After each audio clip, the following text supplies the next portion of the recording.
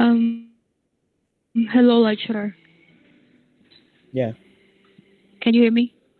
yeah, sure. So my name is Chu Myung, and I'm gonna provide the answer for question one.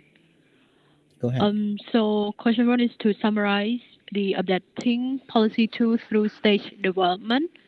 And so, for the summary, it is believed that technological development and higher education are more effective in generating growth in upper, middle, and high income countries, while secondary education and political institutions seem to be more important for low income countries.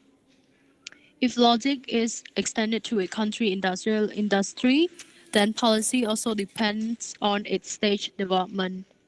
It can be oh sorry. I think I pressed a new chapter 4. Sorry. Let me check. Okay. So for chapter 3, question 1 is to define economic diversification. So economic diversification refer to the shift toward a more diverse structure of domestic production and trade to expand productivity and provide the ground for reducing poverty growth.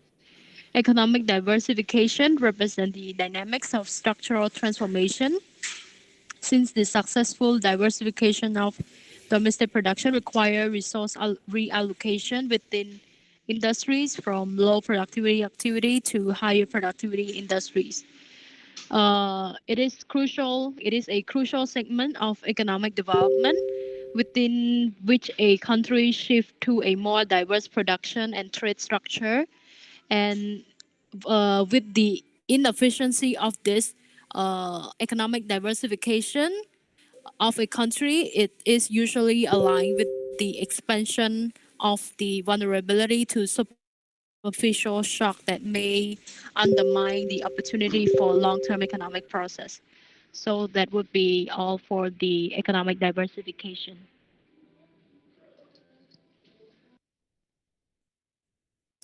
Thank you. How about other two group on the same question? You have anything to add?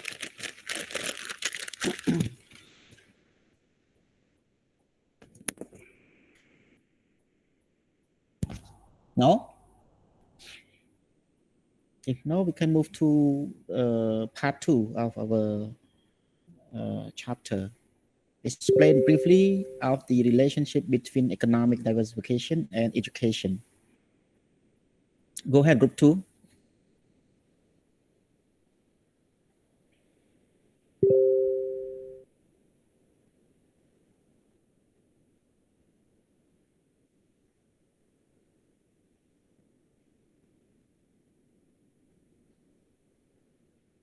Hello.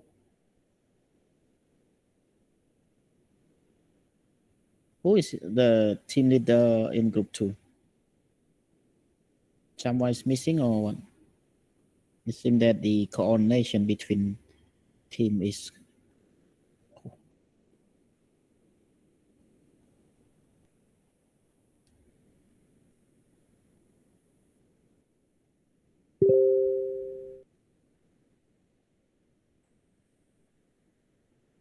when you present, it's not present for her, it's present for yourself because you got to get a score, you know. Yeah, yeah, okay. Yeah. So group one, you can go with question number 3, and we keep question number 2 to group 2.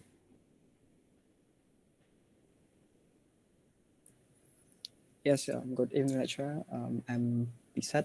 So I'm gonna answer to the question 2, um, which asks to explain briefly the relationship between economic diversification and education. So, um, based on the research conducted by Mehta and Philip, who studied the link between the two variables in 2014, and they finally found 6 main findings to the relationship between economic or export diversification and education. And the first finding is that the development of comparative advantage is a path-dependent process, which stepping stone products or the first product to the economic growth must usually be developed to approach new products. And the second finding is that there is a strong evidence that education have reduced this path dependence by facilitating more rapid incremental movement across the stepping stones of industrial development.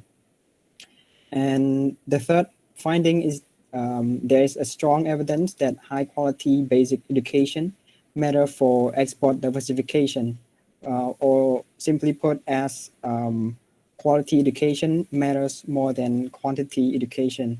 And the fourth finding is that the dynamics of export diversification are fairly similar in emerging and mature industry, while the development of comparative advantage in failed industry is extremely difficult to predict. And the fifth finding, they found that countries require only modest amounts of education to overcome barriers posed by the sophistication of the production, and not the extent of peripheral products, which is the product that support another products. And this refers to the products that are relatively simple and not well connected to others. And the last finding, they mentioned about core products, which mostly produced by advanced economy. It poses very different problems for this kind of products because the product sophistication among core product is only an obstacle to poorly educated countries. And for those countries that have high quality of education is also required to significantly overcome unfamiliarity with core products. So these are the 6 findings which briefly explain the relationship between economic diversification and education. And that's all from my team. Thank you. Thank you, Richard, for your answer. Any other person who in charge the same question have anything to say before we move? Or anyone if you interested in having your say? A lecturer, I in the same question, but at the moment I am not here. Sorry, like, can I actually present my part? You are I mean, you are a different group, right? So Yes, you want the one different say group. something? Okay, go ahead then. Yes. So my question is, wait a minute, like, I want to explain about the relationship between economic diversification and education.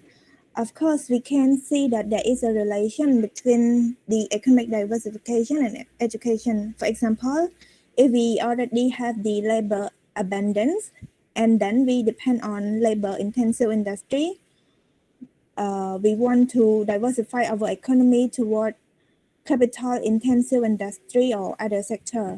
We can start by developing more on our education first, because when we strengthen our education, like improving the quality of education or focusing on improving education on a targeted sector like technological sector that we are scarce of, then people can have more capacity to work in that targeted sector. Moreover, when we have shortage of the highly skilled professional that resulted from training or standard education, in combination with the lack of other business and investment climate factor, it will be difficult for investor to come into our economy or to come to invest in our economy, because our business environment is not conducive for them to form a new business or to base their facilitate base their affiliate in our country. So there are many other factors that we lack of, and of course FDI is not the main factor to build technological capacity, but somehow it helps provide technological transfer as well. So overall, there are a lot of space for enhancing people's knowledge to increase the capacity of the economy. So enhancing education is really important for developing export diversification, especially improving the quality of education. It is matter the most matter than the quantity of education. And country also should also think carefully about which stepping stone industry to support so that the worker can acquire knowledge in the working place. And moreover, there are a lot of evidence from many other countries. We can see other country experience that they enlarge their export mix, or in other words, they diversify their product successfully after attaining a high level of education. Those countries, we can see Japan, Republic of Korea, Taipei, China, Germany, and also Switzerland. We can take a look closely at South Korea. In South Korea, in order to build human capital, they let people to be trained overseas, and those who get trained, they come back to train local people, and then they establish new school or university to build human capital. Moreover, private company also have supply the education service, like they but at the same time, government also have provide financial assistance to several selected schools. Moreover, the school, they provide student training, but when the world become more competitive in manufacturing industry, the Korean government, they change the structure of education from teacher center to student center in order to improve the quality of education. And they also start to focus more on providing R&D education and cooperate and focus more on cooperation between government and private sector, and or we can say R&D consortium as well. And that's all for my understanding from the book lecturer. Thank you, Nari. Not Nari, sorry. Riya. Ria, Yes, sorry. yes. Yeah, thank you. Thank you. So, so now we move to question number 4, right? How about who we just missing? Is you, Ria, or who for group Yeah, 2? yes, me. I'm missing at the moment, sir. Oh, I see. Then group 1. Okay, so now let's move to group 1 again for question number 4, right? We go back to 1, 2, 3.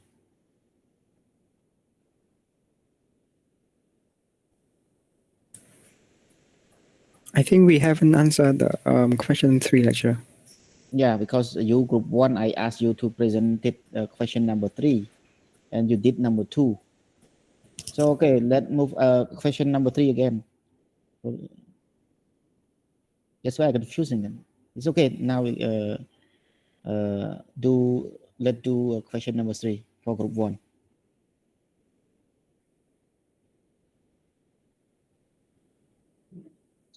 Hello, lecturer. So my name is Kim Sung from Group 1. I will be answering question number 3. Briefing the industry policy for technology adoption of Korea. The Republic of Korea emphasizes the importance of education, innovation, and R&D investment, research and development investment for diversifying and upgrading its economy. In the 1960s, the government created a series of industrial high school agriculture, commerce, engineering, maritime fishery to build a more skilled workforce for nascent industry. A nascent industry means the industry that just started.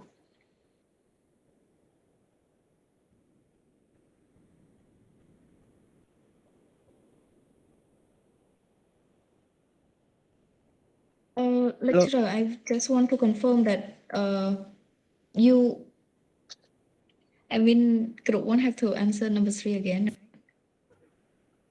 Number 3, we haven't done number 3, right? Number 1 is group 3. Number 2 actually is supposed to be group 2. And number 3 should be group 1. But your friend already answer, 2 people answer group question number 2. So there's still group 1 answer question number 3. Okay, like, so I will continue answering question number 3. Go ahead. Okay, so in the 1960s, the government of Korea created a series of industrial high school focused on agriculture, commerce, engineering, and maritime and fishery to build a more skilled workforce for the industry. Moreover, the government support the university in establishing engineering faculties, especially in mechanic, chemistry, and electronic. Then in the 1990s, the industrial model education was becoming less effective as the country gradually transformed into a knowledge-based economy. Plus the competition in manufacturing industry, the private firms started to realize that the innovation were crucial to survival. Therefore, they increased research and development expenditure. The formation of public-private research and development consortiums during the 1970s had been an effective industrial policy tool to enhance the low research and development capability of private firms. The public research institutions were mandated by the government to lead efforts to promote new industry and were encouraged to share their research outcome with participating private firms with the goal of successful commercialization. Then Korea started to build its own manufacturing capabilities and research and development infrastructure, telecommunication technology, and thus provided support to public-private research consortium. Both public and private research and development sector are continually improving to produce more advanced version of telecommunication products. And these industrial policy of technology adaptation is a good example how industrial policy can effectively promote new technological adoption together with the private sector. And that is all for my answer. Thank you. Thank you, Kim Soo. Anyone want to add anything on question number 3? I think if no, we can move to question number 4 for group 2.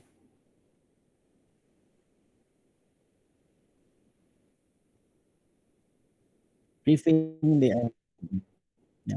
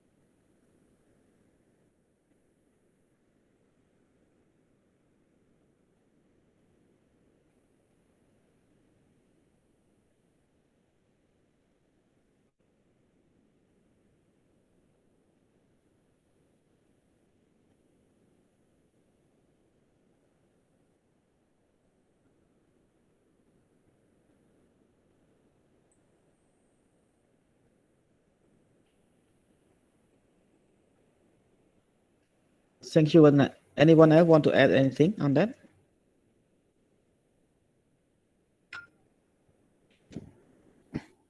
If not, we can move to question number 5 for group 3. Yeah?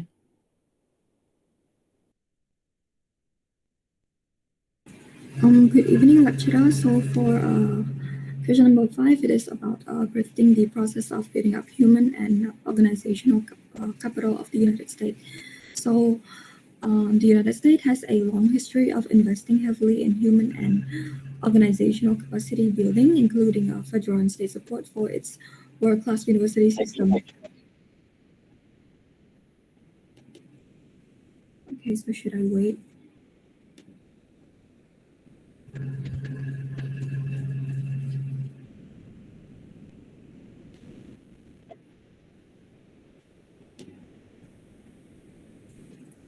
Go ahead. Okay, Go ahead. so, Yeah, I heard you. Yeah. So I'll restart it again, lecturer. Sure. Thank you.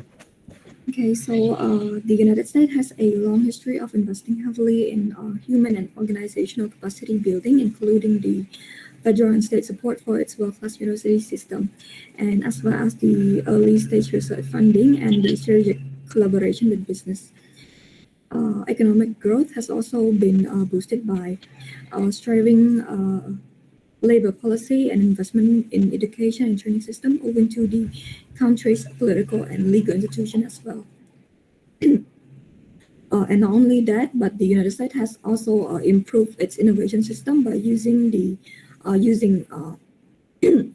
multiple sectors and institutional setting to support existing sites of science, technological expertise, and build new sites of expert knowledge as well.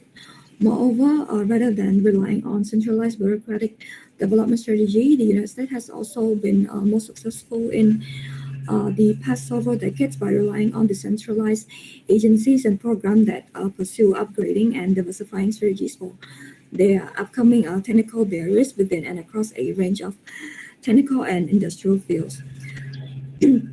Are you okay with that? I have a little sore throat. COVID? No. Okay, go ahead. Okay, so since the 1980s, the US has also done network failure correction on a fragmented and decentralized production environment.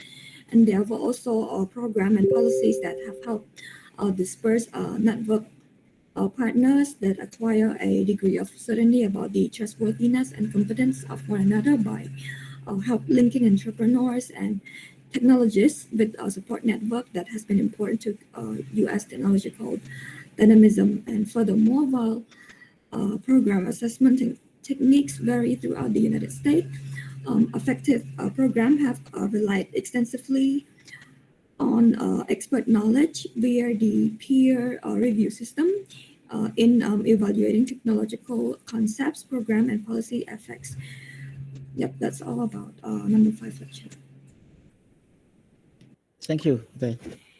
Anyone want to add anything on question number 5?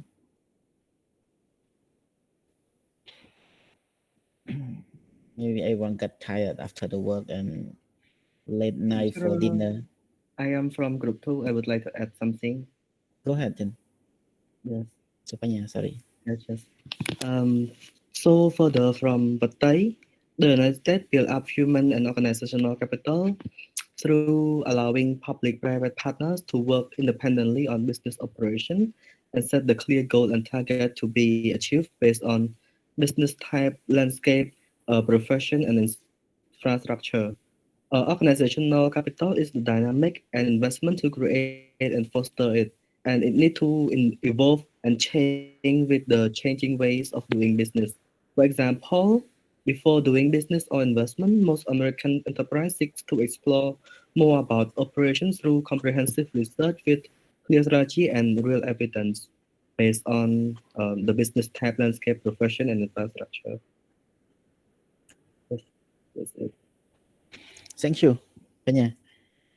Let's move to question number 6 for last moment. It group 3, right? Number 6 for group 2. Backward, right?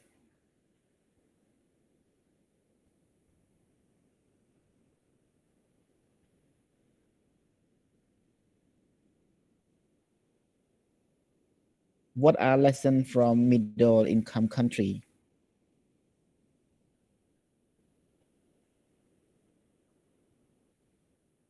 Who is responsible for question number 6 in group 2? Yes, so I will responsible for question number 6. What are lesson from middle income countries?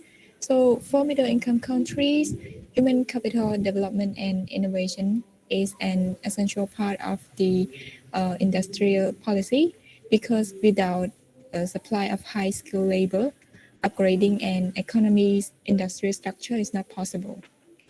And for the advanced middle income economies, they think they have stated that they should focus on innovation and self-sustaining research and development capacities, which are the keys to industrial diversification.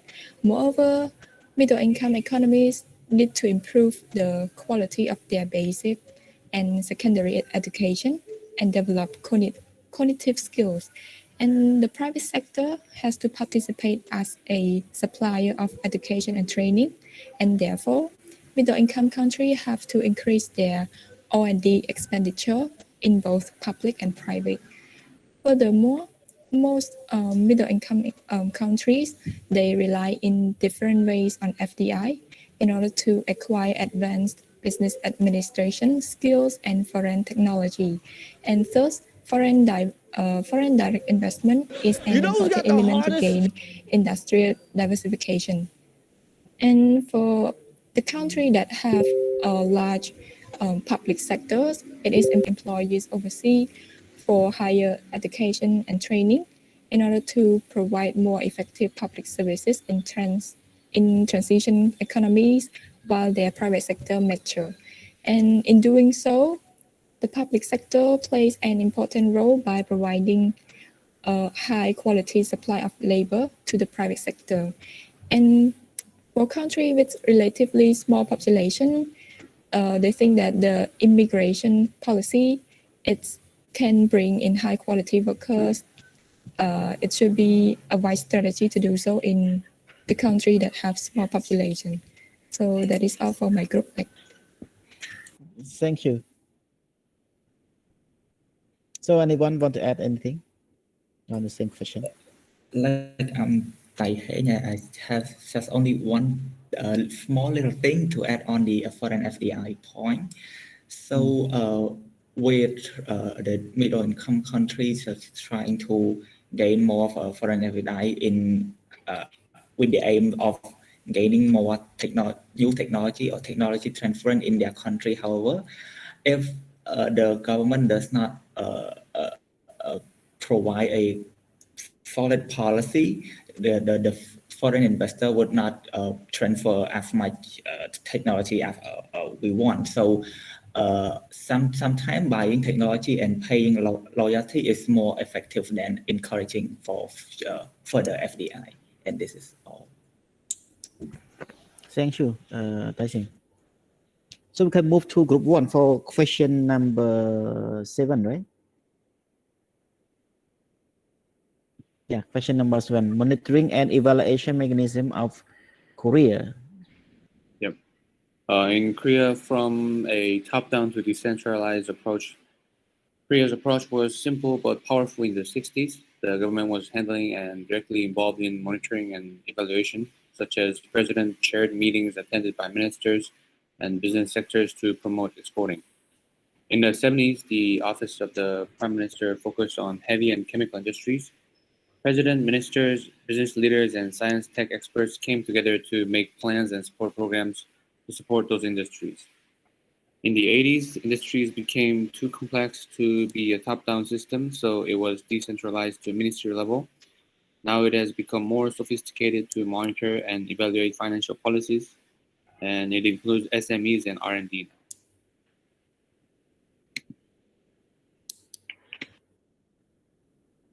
So that's all from you, Huang. Yes, that's all for me. Thank you. How about other who will try the same question? You have anything to add? If no, we can move to question number 8 for group 2, right? Good evening, lecturer. I'm from Group 2. My name is Pong Ratana. So monitoring and evolutions mechanism of Malaysia. In this case, for Malaysia, there's no in the 20th century they don't use monitoring and evolution mechanism. Instead, the 5-year plans, which refer to the first, the second, and the third Malaysia plan, starting in 1966, 1971, and 1976, respectively, were not involved with monitoring and evolution by the government. Instead, the Malaysian government was assisted by the United Nations Industrial Development Organization in reviewing those industrial developments. However, greater transparency has been achieved during the economic transformation plan for 2010 to 2020, as this plan outlined updates on new projects and investment and in 12 targeted areas and a publicly available annual report.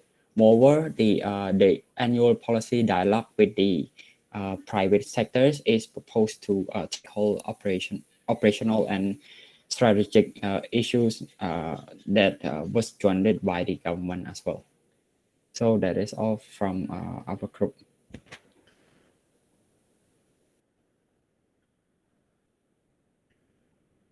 Who just present? Ratana, right? Yes, Sorry. yes, lecturer. Okay. How about other? Anyone? Anything to add? So we move to group. Question number 9 for group 3, right?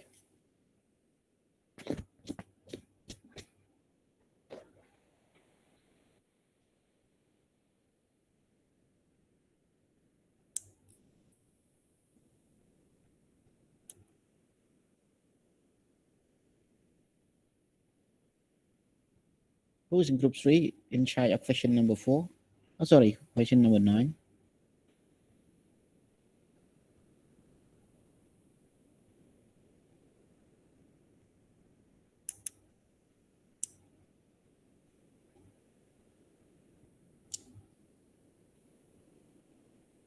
Hello.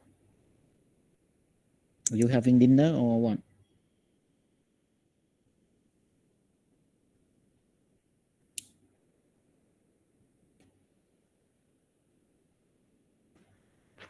Hello?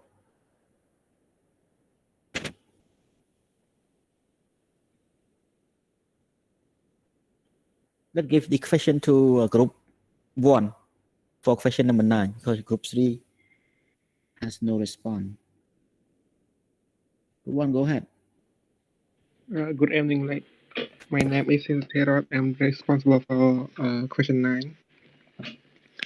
So monitoring and evaluation mechanism of European Union. So the EU industrial policy are quite broad to be monitored in a systematic way. So the European Commission, they regularly monitor individual policy to ensure quality throughout the policy cycle. And there are 4 trends of evaluation. The first one is productivity and cost development relative to global competitors. 2, jobs creation in industrial and related sectors. 3, the growth of manufacturing output with development in technology and minimize environmental risks. The last one is contribution of medium and high technology manufacturers in terms of value added and employment. Impact evaluation, they tend to apply to policy proposal that may have significant impact on industrial development. So impact evaluation of policy involve identification of problems, objective or definition of policy options, and they also analyze impact and compare policy options. So a study revealed that the evaluation have impact on policy design, intervention, and resource allocation. So the government aids to small and medium-sized enterprise has wide variation in the European Union, and The study also found that the scope, focus, and the method of evaluation differ substantially across the EU. For example, some member states focus on qualitative method while the other focus on a quantitative method. That's all. Thank you.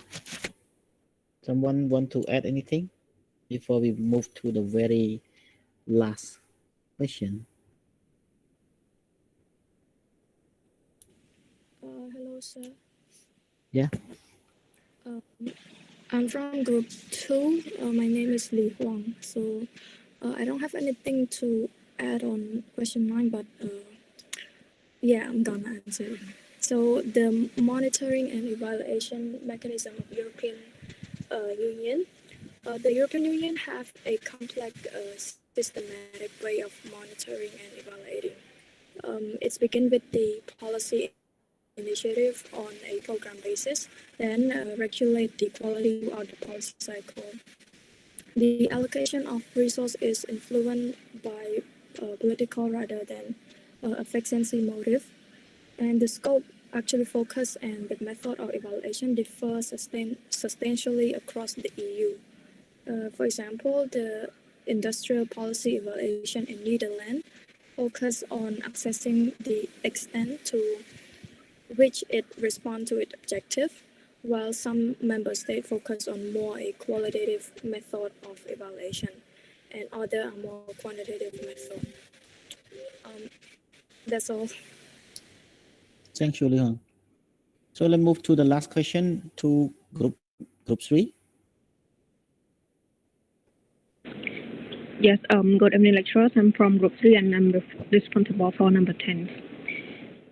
The U.S. government size and complexity make it impossible to have a single, unified, and comprehensive M&E framework, which resulted in a wide range of entirety, monitoring, and evaluating programs throughout the 15 major departments and many smaller federal agencies and institutions.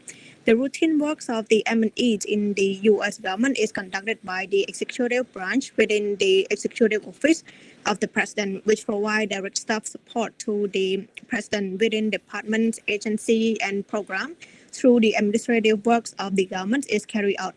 The Congress also engaged in the M&Es of government program directly through its internal committee hearing process and indirectly through requirements that impose on the executive branch within the legislations enlarged and its own support agency. Principally, the GAO, the Congressional Budget Office or CBO, and the Congressional Research Service of the Library of Congress.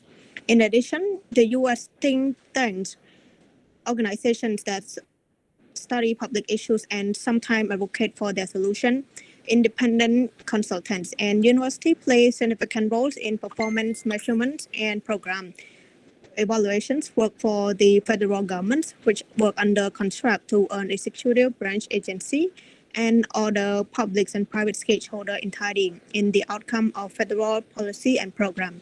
Similar efforts are taken under at state and local level of government as well.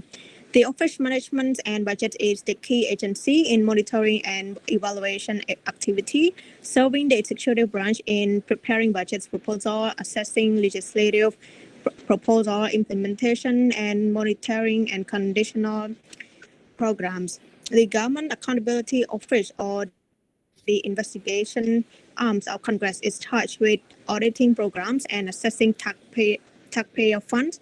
Congressional committee and subcommittee are charged with various monitoring evaluation functions and call upon advisory body to conduct research into specific questions. In addition, legislation often include mandatory external reviews of programs, individual agency employee performance monitoring and evaluation metric, auditing and investigation tools. In brief, programmatic efforts are subject to a range and multiple layers of evaluator scrutiny. Each layers of oversight from internal agency, evaluator to congressional and executive branch of actors as varying degrees of input and potential sanctioning power in shaping future programs and budgetary application. That is all for my question and answer. Thank you, lecturer. Thank you. Actually, most of you have provided a very good answer. Just also share my slide with you in the Telegram. Some point I may have a bit more straight answer, and some other we have the same answer actually. So let's go through it before, and I hope I'm gonna take 15 minutes. So sorry if I sorry if it is over 8:30. So let me sorry share.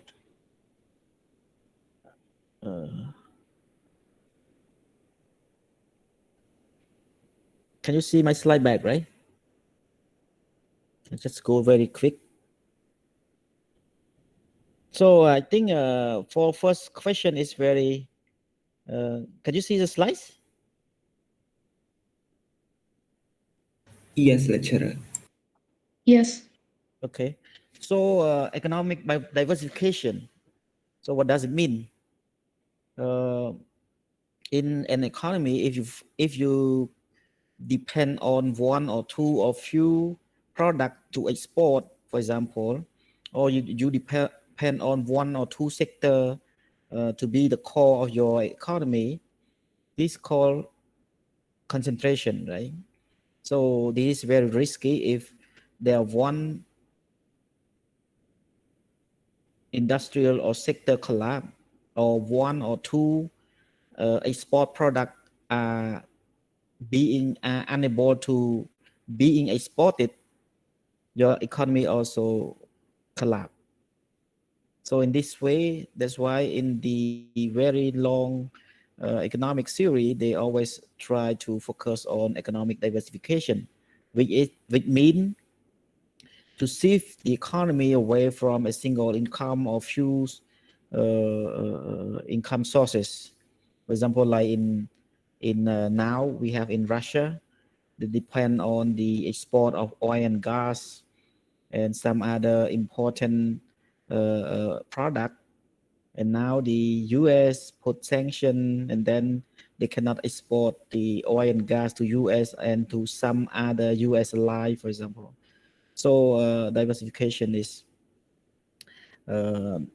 what the economists really wish to achieve in the long run or in the medium run. And if you can look at the current Cambodia context, we depend really on the manufacturing, on the garment, footwear, and traveling goods. And these products combined, we export around 70% of the total export or the income source from abroad. And the EU and US are the big market for us. So I just want to reflect the situation in Cambodia. And now we try to diversify to more on agriculture, the export of mango, the banana, and maybe next year the longan or something like that. For number two, I don't want to go through because your friend, two of you have have answered it, and it is really straightforward from the book. But what I want to say is that in a basic thinking is that education and diversification are very relevant. For example, if let's say in our class, if 30 of you know only two skills, so as a teacher, I cannot do anything beside that two skills. So I need to provide you the only two topics to work on, because for other topic, you have no idea at all. So I cannot force you, right? So you can produce only two results. But if in the class, the 30 people, you have like 10 other different skills. And these skills are obtained from education or vocational training. And with that, I will have 10 different output. So we go back to diversification. What does it mean? It means that, don't depend on one or two things, depend on more things, more export products. more source of income, or more economic sector. So very simple, right? You have more skill, you have more different skill. It means that you are diversified from the concentration, or it means that your economy will be diversified. You too, you have people to do work, and you will produce different output or different uh, uh, uh, production. That is very simple connection between the education and diversification. Of course, in the book, give us in a very deep down and very academic point of view. And for number 3, I think your friend also gave very good answer. So I don't want to go deep down, but in Korea case, you know, they have very, very good movement, very comprehensive policy, and they have very focused and what we call long-sighted policy. I mean that they can see the future for 10 to 20 years ahead. So they have moved from 1996, like I mentioned, it a sport-oriented policy, or we call it a sport-led growth policy. There they focus on labor intensive, and then in 1970 they moved to heavy industry. There they also shape the labor sector through the introduction of the curriculum at the high school, something like that. So that is very interesting our Korean case, and you guys already give very good answer. And I could say that we can focus on the very last one that I try to summary in a big picture. In brief, we can conclude that there are 4 stages in technology adaptation in Korea through. So this one is very important that you, the details you may, hard to remember because there are a lot of steps and there are a lot of detail and information between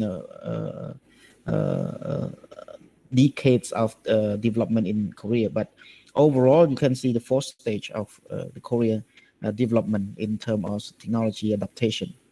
So first, through overseas on the job training program.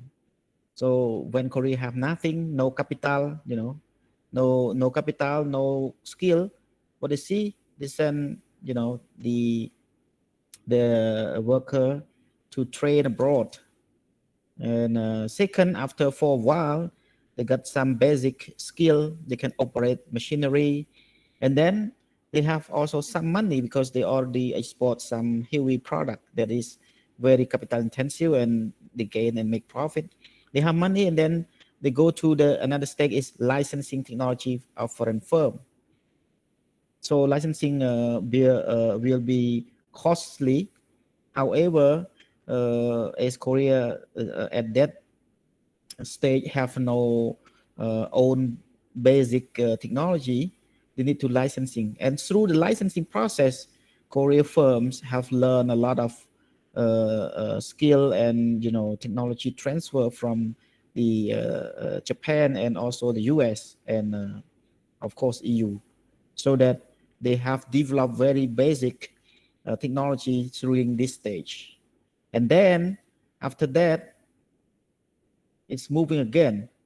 There are some firm, especially in Korea, in Japan, hesitate to sell license or to help Korea on developing to another stage of the technology advancements, because Korea become already the enemy, or let's say the competitor. And then they come up with another form, is joint venture. And joint venture have very big impact on the technology transfer compared to the on-job training, compared to the licensing. So like the case of China also have very huge impact on the technology through the policy of joint venture. Foreign firm cannot open or run in China when they open up. At least they allow, unless they allow the domestic firm to join venture or join invest with the foreign firm. So they are very clever, right? actually. And number three, number four, in how development of technologies through providing financial support to the public-private sector or the initiatives. So for the fourth, Korean have built up from one state to another, and they got very not basic. They have something in hand, especially all the specification, the basic development standard and skill, so that at the end of the day, they become the sufficient or self-dependent developing on the country. Of course, they still work with the US, with the Europe or Japan in terms of another sector rather than shipbuilding, rather than telecommunication. You can see now Korean have very huge company of Samsung, LG. So all these company have been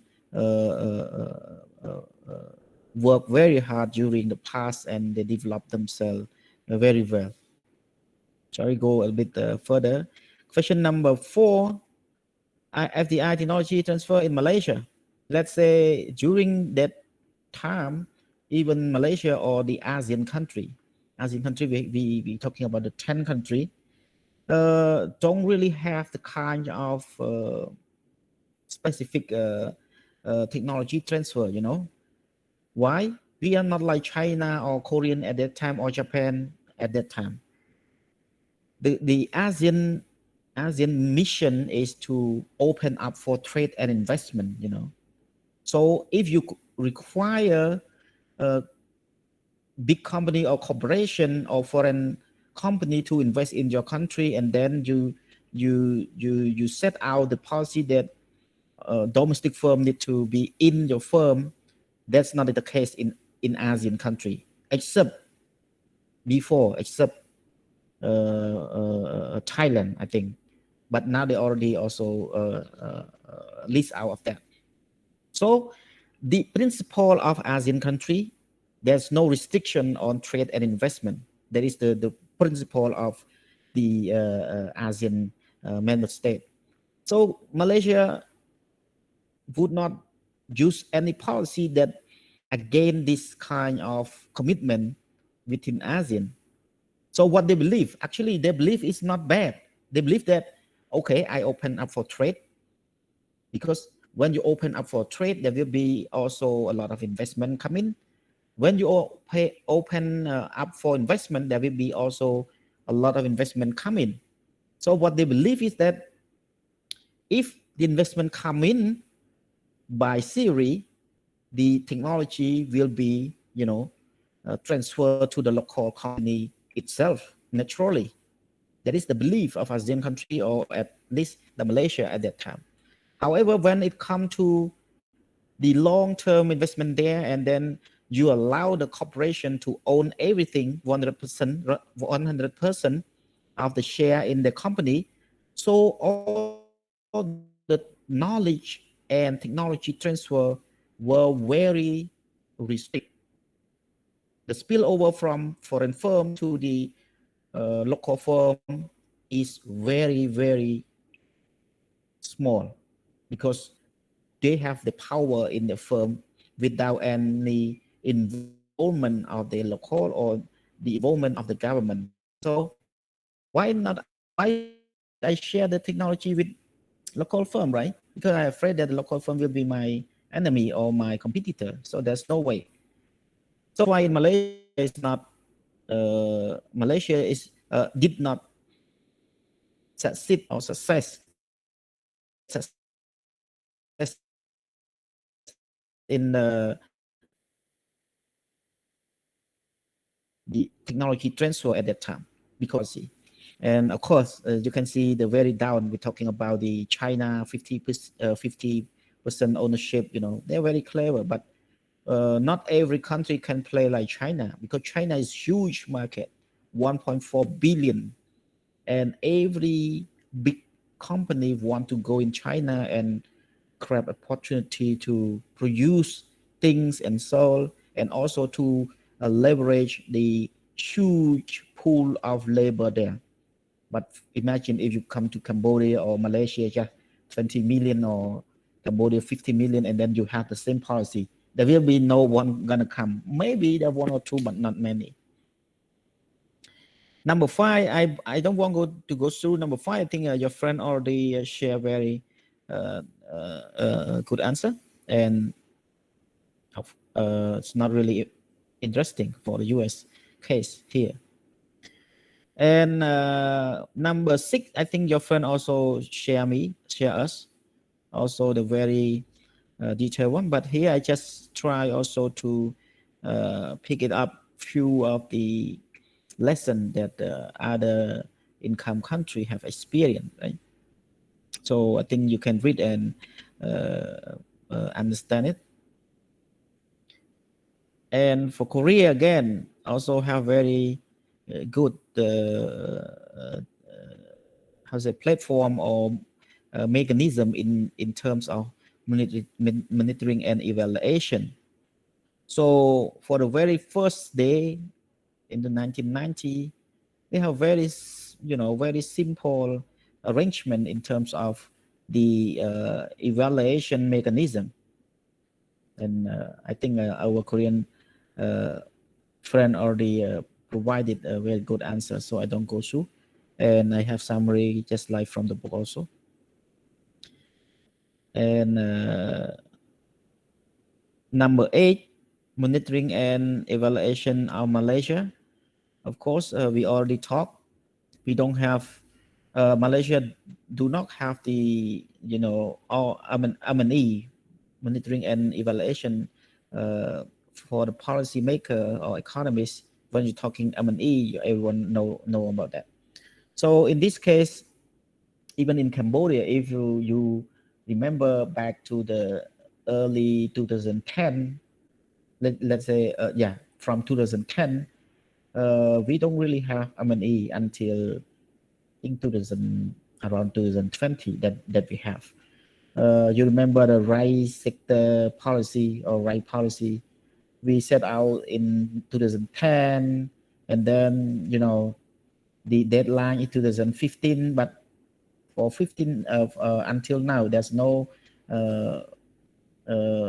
policy assessment or policy monitoring and evaluation on the policy itself, on the rice itself.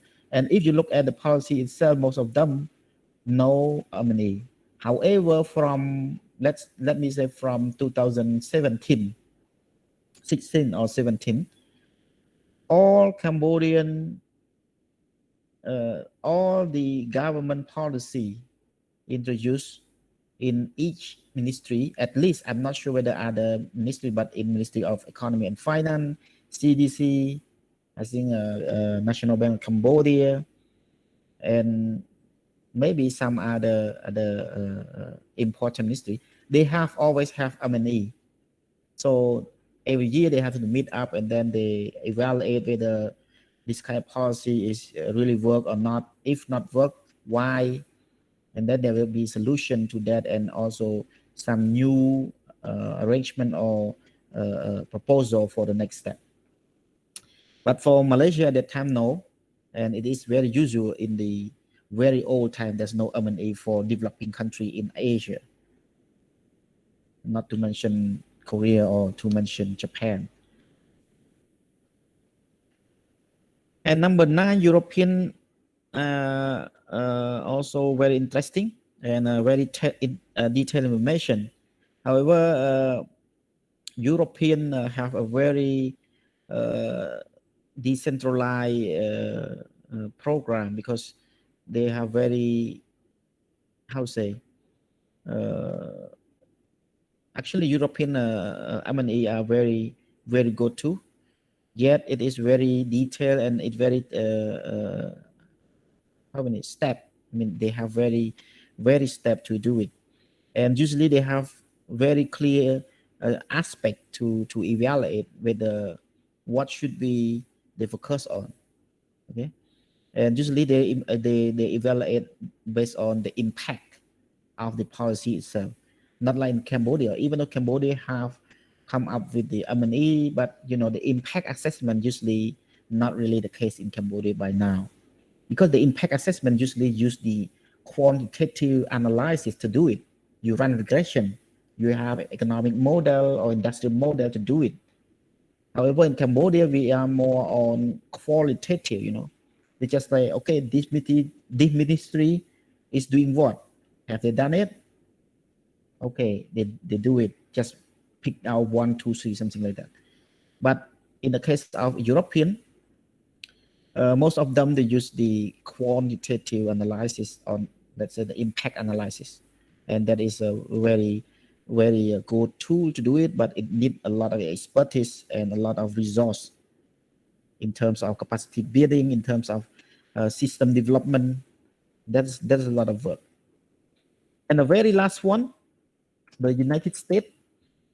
And United States have a very decentralized evaluation program too, because their economy are very large, and they have a lot of different programs from one sector to another, and especially from one administration to another administration. And every time they change the president, usually they change the focus on their priority program. However, in general, they are very decentralized, and the efficiency of the check and balance way are also very good, and the building of the system in terms of the government program implementation are also very good. However,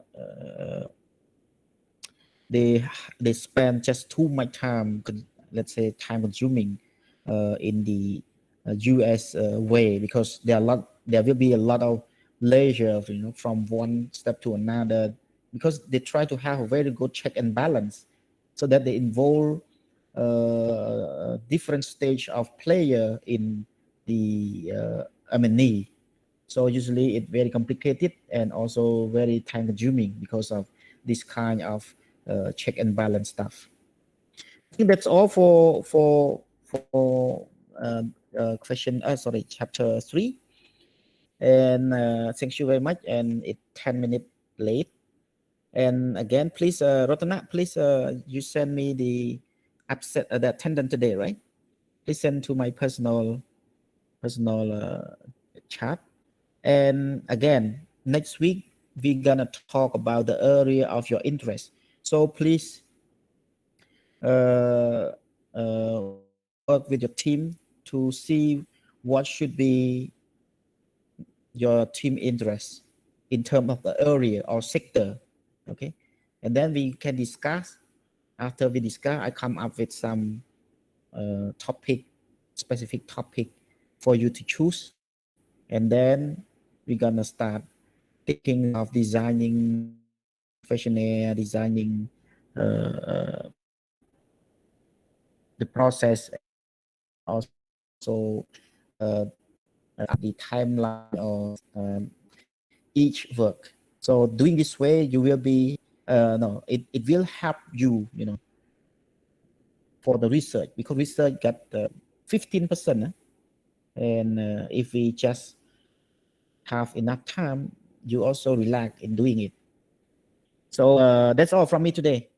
Don't forget next week, okay? Come up with few area of interest and we can discuss. Each group, 1 or 2 area of interest. So that's all from me. And I think that some of you may not yet have dinner, and me too. So have a nice dinner. Thank you very much, guys.